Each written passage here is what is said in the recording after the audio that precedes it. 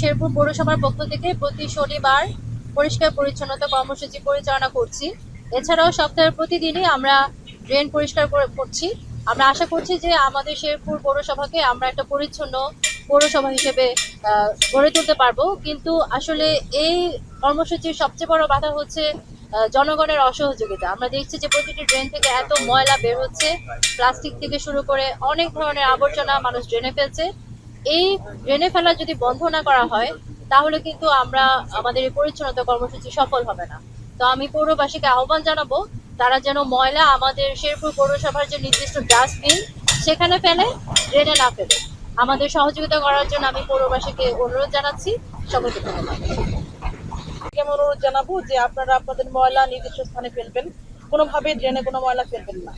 আমাদের যে পরিচ্ছন্নতা কর্মসূচি আছে এটি প্রতি শনিবারে আমরা জোরদারভাবে করছি। এছাড়া প্রতিদিনই কিন্তু আমাদের ড্রেন পরিষ্কার অব্যাহত আছে। এই ধারাটি অব্যাহত থাকবে সারা বছর ব্যাপী।